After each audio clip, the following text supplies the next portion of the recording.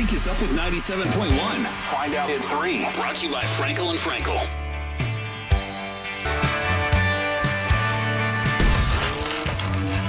This is 97.1 The Eagle. 97.1 The Eagle. The Rock of Dallas-Fort Worth. But it wasn't always. In fact, when we turned on the power 63 years ago, the station was called KFJZ and played stuff like this. Out in the West Texas town of El Paso, I fell in love with a Mexican girl. Then in 1980, the Eagle was hatched. Aww.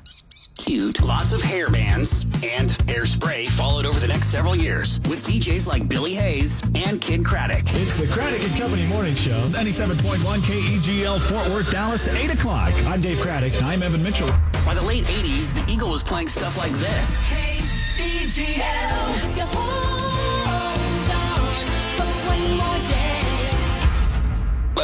Okay. On to the 90s and grunge. Yay, the Eagle is back.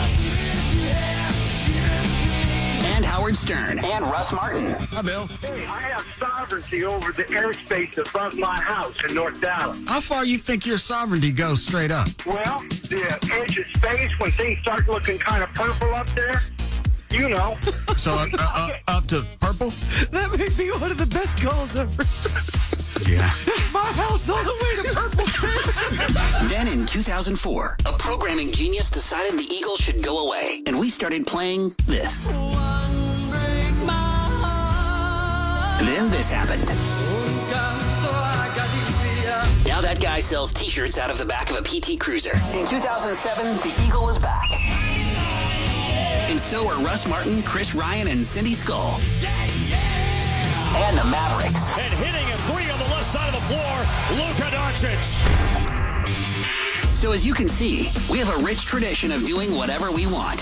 So here goes. See, the best part of the Eagle wasn't just the music we played. It was the connection we made with you, our listeners. And that will continue. So if you just want the music that made the Eagle great, you can still find it at 97.1 HD2. But if you're ready for a lot more than that, keep listening. And welcome to 97.1 The Freak, where we say what we want. Oh, now I have to edit our Wikipedia page again.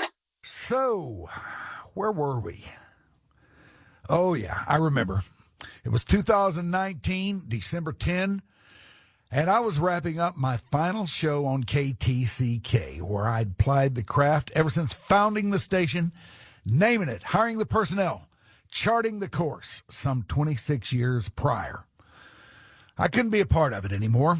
It was time to step away into what and where I did not know. But as I walked out the door for the last time, I felt nothing. Strange, considering I'd made it my life for all those years. Probably way more than I should have. But off we went into the great wide open. Sorry, cheap cover band joke there. I had no plans, didn't know what I was going to do, did know that whatever was next was probably not going to be in the radio game. I thought that was over for me. I also didn't know if I could find something else to fill that void or something to just while away the hours. None of that. I didn't know what I was going to do. It was kind of daunting and making it even more odd. At one time, there was no place I'd rather be and no one I'd rather be with than those boys. But that was then. This is now. A new reality was dead ahead. So time passed.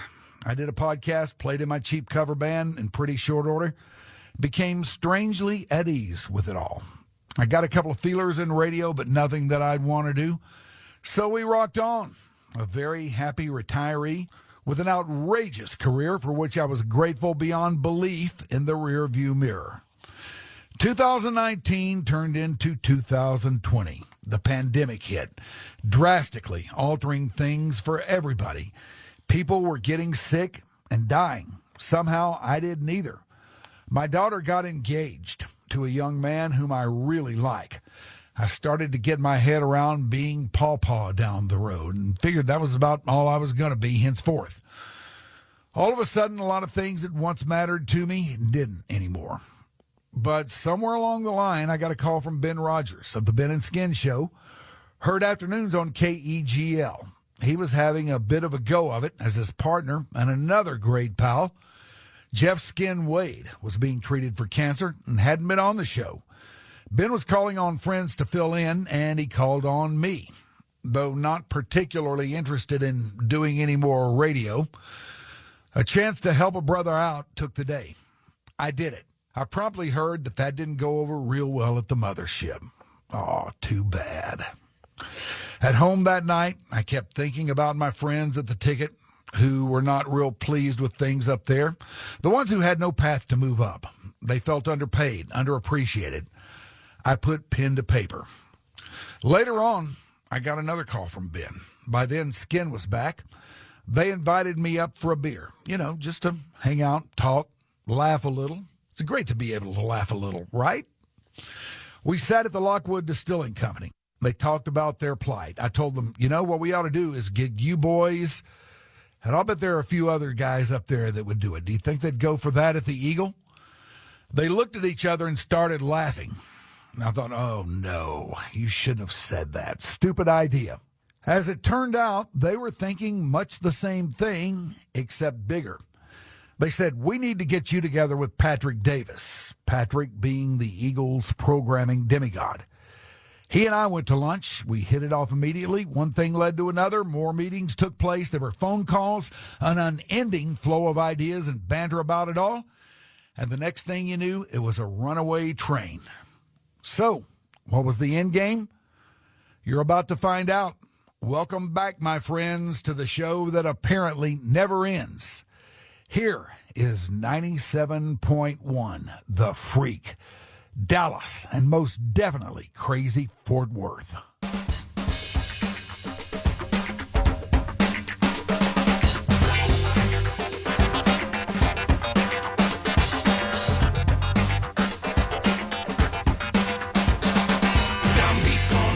Sweat. Gonna get your body soaking wet.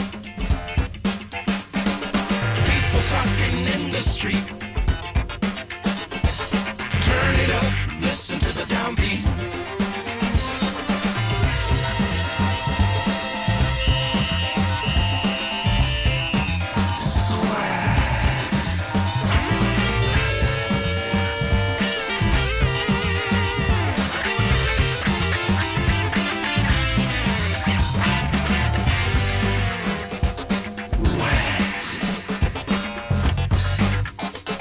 Well, here it is. The subject of so much recent controversy, so much recent talk. It is finally here. The Freak 97.1 is on the air.